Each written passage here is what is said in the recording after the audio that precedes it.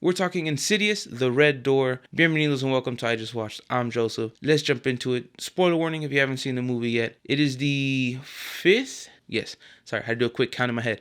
The fifth Insidious movie to the franchise. However, 3 and 4, if I remember correctly, 3 is a prequel, and then 4 is a sequel prequel, if I remember correctly.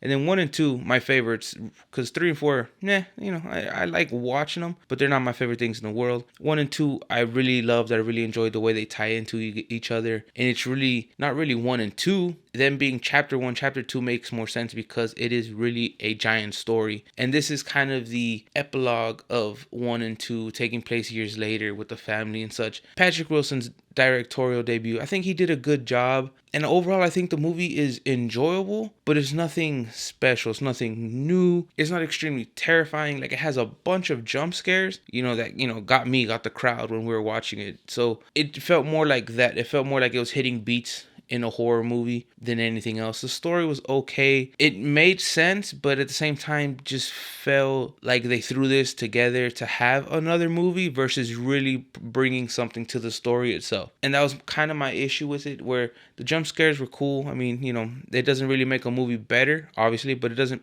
ruin one for me. I think jump scares are sometimes necessary. You expect it, so you kind of, okay, cool. But then the better ones, the best ones really terrify you, and it's not through jump scares, it's just through providing this genuine emotion of fear. And this one was lacking that, and the story was just okay.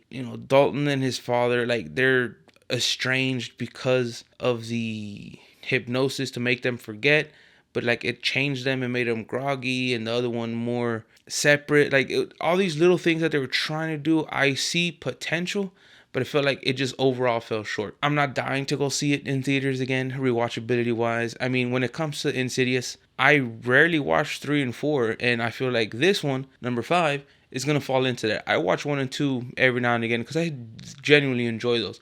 I love Elise. I love the tie-in of the whole story, where this one just didn't really feel like a tie-in. It just felt like a thrown together attempt of how we're doing now kind of thing.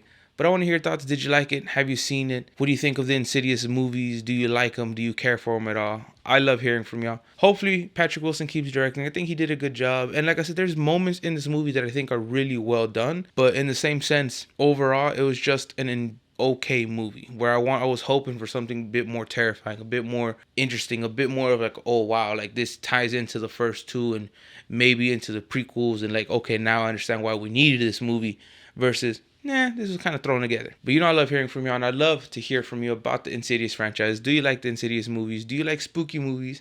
And if you do, which one is your favorite of the 5 now? I love hearing from you, but until next time, stay safe, be well, y con mucho amor, adios.